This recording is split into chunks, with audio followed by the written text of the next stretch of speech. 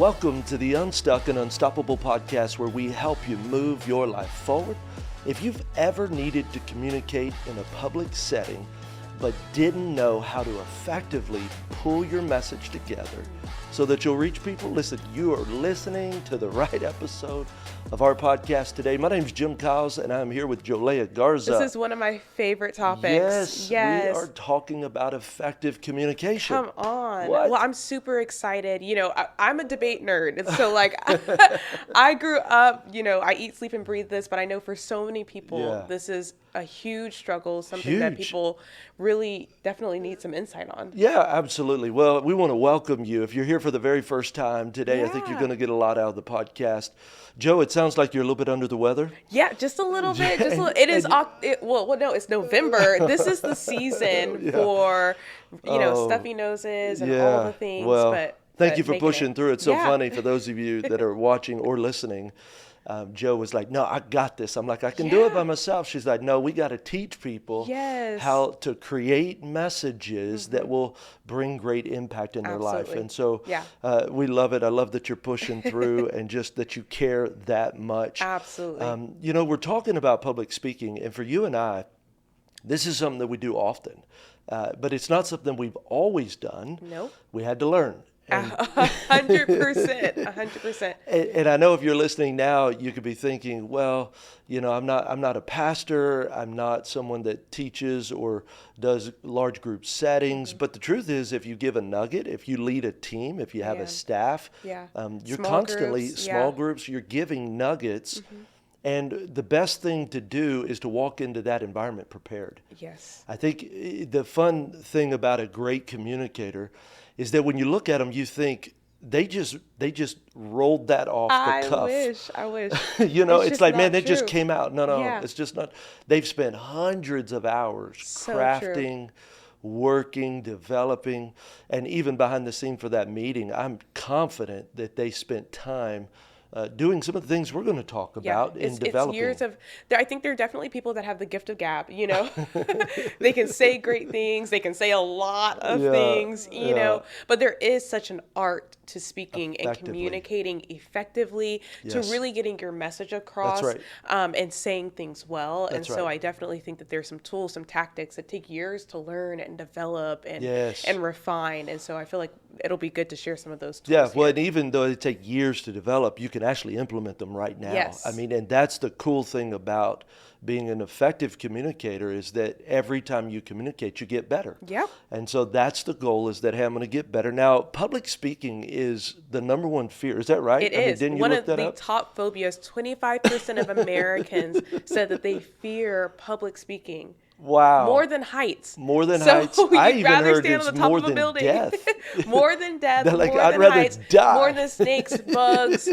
25% Wow. afraid of public speaking. Wow. And I do want to just clarify, like, maybe you will never be, giving a message or on a stage, but I think this applies to so many different people, and leading a small group, leading a meeting, even all of those small things. And so I think that you'll be able to pull something out of this podcast. Well, we got five things that we need to do as we craft a message so that it's effective. So 5 tools, 5 tricks, 5 things. The first one is the message needs to be focused. So good. It's so important. So if you aim at everything, you'll hit nothing.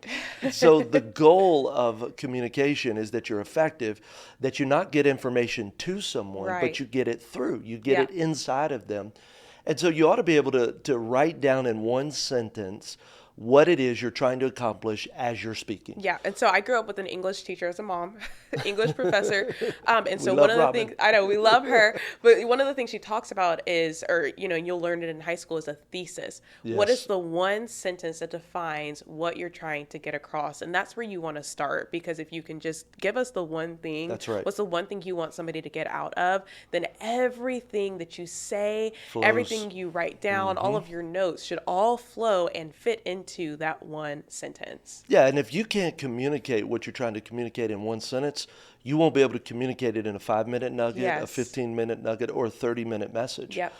Have you ever heard someone get up and speak and they might have had funny illustrations? Right. They might have even been engaging, but you walk out, you say, that was fun, but I didn't learn I didn't learn nothing. anything. I've done Nothing. Yeah. I'm like, wow, okay, well, cool. I went to a comedy show. Yeah. And it's so important just to know, like, we want clarity and Yeah. you want to be concise. That's right. Because that's what takes it from just communicating something to it being effective. That's you right. want to effectively communicate. Well, and I thought the illustration, if you want to put something, a visual with it, shotgun versus laser. Yeah, that's great. So think about shotgun. Is this message a shotgun message or is it a laser message?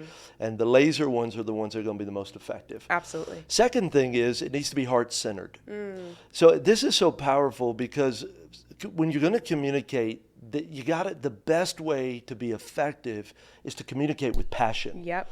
So there has to be some passion with the message that you're communicating. So someone will say, well, listen, I'm doing a safety briefing. Oh, gosh. And I'm communicating some dull, boring information. But Yeah. the truth is the information might be dull and boring, but your passion Yeah. to keep people safe So funny. is real. Yeah. And so if you feel like it's dull and boring and then so are the people that are Yes. listening. Yeah, you have to know Yes. what you're sharing needs to come from the heart. I'd love to hear, maybe give us an example of a time that you prepared to speak about something that you were not passionate about versus a time where you're like, this makes me come alive. I love sharing about it, and why that difference is so important. I think for me, it'd be hard to say here's a time, but here's Yeah. what I found that keeps the passion alive when I speak is that when I'm going to communicate on a topic, and as a pastor, we Right. have topics Yeah.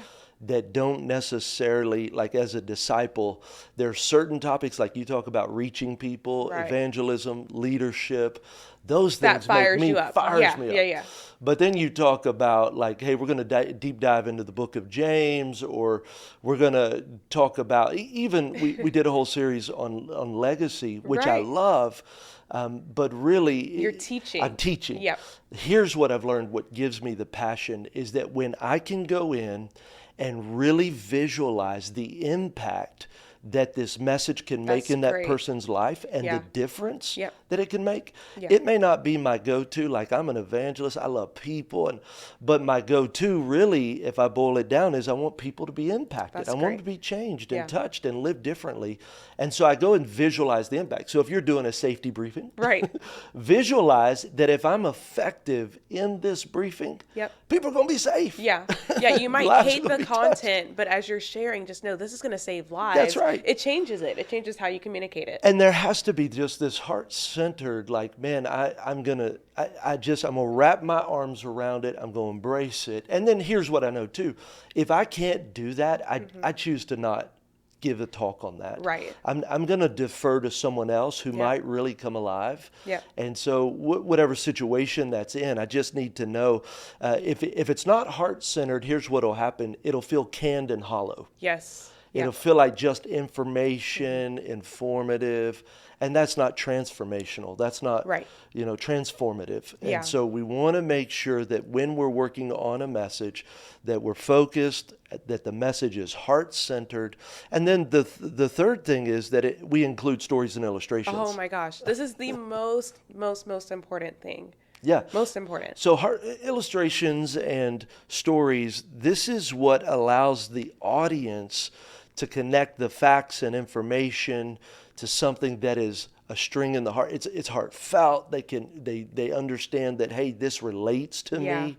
I gave a story even Sunday, talking about just my kids. Yep. And how that one of my sons wanted to give as a young child to God. Yep. And so we went and filled out the whole giving envelope. And for those of you that don't go to church or don't know anything about Christianity, we have an opportunity to give Right. in church. And so my son is learning about this. Yep. He's 5 years old. And he says, Dad, I want to give. And so he gives in what we have our giving centers, little drops it in boxes, there. drops Yep. it in the box. We're praying over it. I'm excited about it. Yeah. And what I found later that night is when me and Phyllis went to sleep, we'd been celebrating. Man, yes, my son is excited about giving to God. He went and got the key Right. to the giving center Oh my out of the gosh. top drawer of my desk and then went and unlocked it, pulled his gift Stole out, his gift back. took it back. That's He hilarious. took it Oh back my gosh. while we were sleeping. And he said, Dad, I wanted to give, but I had second thoughts. And Yeah. the whole point of that story and illustration was, I think there are a lot of people that want to be generous, and God is using them to give, whether it's to the church, whether it's to others. But we often have second thoughts, just like my son. Yep. Well, see how that illustration now paints a picture. Oh my goodness, everyone might have second thoughts, and it's funny and it's engaging, and that's what stories and illustrations do. In fact, I heard a stat that you should give stories and illustrations. In fact, great communicators use the right side of the brain every 8 minutes. Yep. That every 8 minutes have to have there a is story a or story or an illustration that re-engages the listener back into what you're talking about. Yeah, and I'd ask you this. If you've ever listened to a message, if you've ever listened to a great talk, Yeah. tell me what you remember. Right.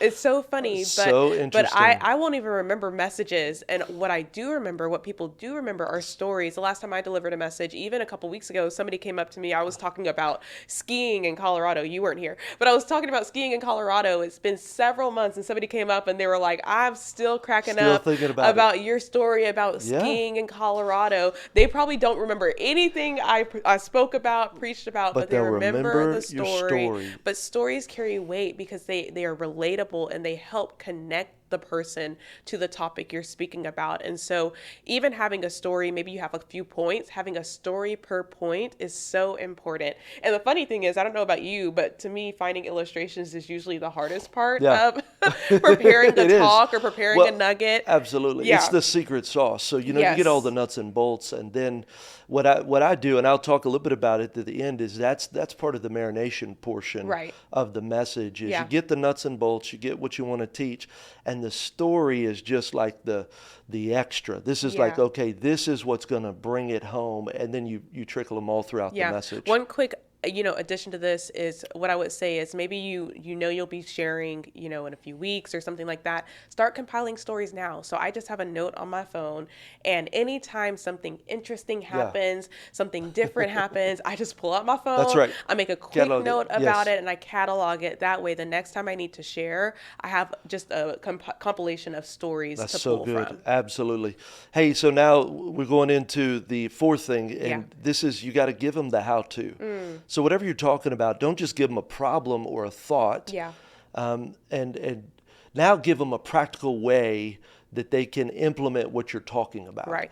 And so really, you're saying how to be generous, how to live a life of generosity, how to whatever it is that you're communicating. Yeah. Now I'm going to give the how to, and that leads into the next part, which is a clear call to action. Yep. Number 4. Yep. Yeah. So I'm going to give the how to, but then I'm going to lead into, here's the call to action. Yeah. Hey, so here's how you do it, and I want to challenge you that this week do 3 things that will unlock the generosity of God in your life, in the community you live in. Right. So it's basically telling people how to apply what you're telling them to do. So if you're saying, hey, this is an issue and this is what, people struggle with this and everything, are you giving them something to walk out and say, great, I know that was a struggle, but now I'm going to execute this, and this, and hopefully make a stride in that area of my life. Well, and then the last thing is this. It's what I just said earlier. You've got to now let the message marinate. Right. One of the greatest challenges in communication is developing content last minute. Ooh, that's great. So good. So it's so often that we can find ourselves, it's like the last thing, because everything else in life pulls on you, everything else draws for your attention, and then now you find yourself, I'm walking into a meeting, I'm walking into a session, a service or whatever it is, and now here we find you're like, I'm out of time. I didn't actually let it marinate because I just wrote what it is that I'm about to say. Winging it is great, but real preparation makes your communication effective. And I think that's so important. So you prepare a 30-minute message pretty much every Sunday of the year. 50, what is it, 44? 44, 42 times a year. So how long does it take you each week to prepare? Yeah, that's such a great question. I think that when I first started, it was a lot. Yeah. I'd spend probably 20 something hours a week just preparing a message, trying to go through it. The longer I've been doing it, it takes less and less time. Right. And so what I find now is that you've got to have the nuts and bolts of what you want to share. You got to have the plan, and then the framework allows you to meditate throughout the week, throughout the month. That's one of the reasons why I like series. We do a lot of series because then I can wrap my mind around ideas and thoughts that we can speak in 3 or 4 different sessions. And then allows me to come up with illustrations and stories and articles. And that's what I want to challenge you with. If you find yourself knowing that you're going to be communicating, start thinking about the topic that you're sharing in. And as you read books, as you read magazines, as you listen to podcasts, when you hear stuff, I've got a whole folder on my iCloud account, and it's stories and illustrations. Then I got another one that says messages. And so, like whatever message series we were in, like I just did one on legacy, there was probably 30 notes in there with legacy. Just thoughts, articles, ideas, That's podcasts. Great. Well, then when you go back to build the message, whatever it is you're talking about, I've got a ton of resources where you're not starting from the ground up and scratch. And so I think that allows you to prepare in advance. And then the marinating. I think you need at least 7 days to marinate, or at least, if you can't get 7, get 2 to 3, because what I find is I try to button up 90% of my message on Thursday. I'm off on Friday. And on Saturday. I still have Saturday and then Sunday. And what I'll find is that my day off on Friday, I'm not thinking about the message, but a message will pop up because I'm just in a relaxed mode, or a thought will pop up, and I'll just jot it down. I don't go to work, just jot it down. Saturday, I've been thinking about it,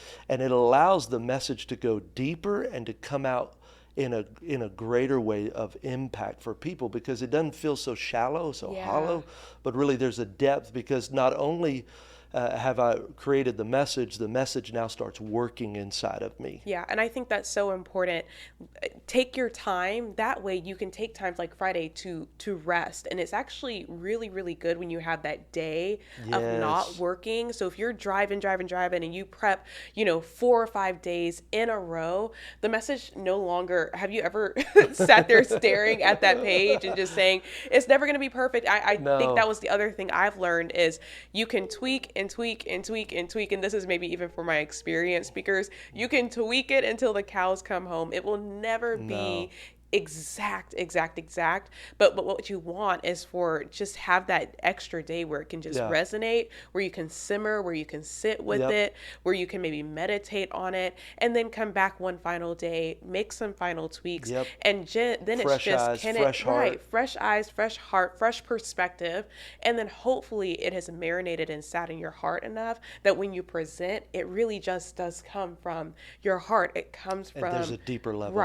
you've wrestled with it. I think it's important to wrestle with the message. Is it everything? Is it the right thing? Is it what's needed? Because what's needed today might not have been needed 3 weeks ago, a month ago. And I think even if you communicate the same message in different locations, I'm often asked to speak in different churches, different environments, and not every environment do I create brand new content, but every environment I go in and ask God, what is it that I need to say really in this environment? So what's funny is the nuts and bolts tend to be the same, but sometimes illustrations change, focuses change, and that's how you can deliver basically the same thing in a different place and still have a great impact and it not feel stale or static. And I hope this has helped you. That's really great. Super glad. I love talking about communication, love helping communicators. Again, whether you're a public speaker or you're just talking to your staff or you're just communicating to your family. You're doing some family nuggets. We do family devos. It's so good to dive deeper and learn how to craft messages that engage people and touch their hearts. So good. I hope it's helped you. We look forward to spending more time with you. If you'd like more information, we got great resources at jimkyles.com. Also, my book is out. So excited. Just finished a book called Unstuck and Unstoppable, same name as this podcast. And would love for you to go to Amazon, you can go to Barnes & Nobles, wherever it is that you purchase your books, and you could buy it today. Let us know how it's touching your life and impacting you. And until next time, bye-bye.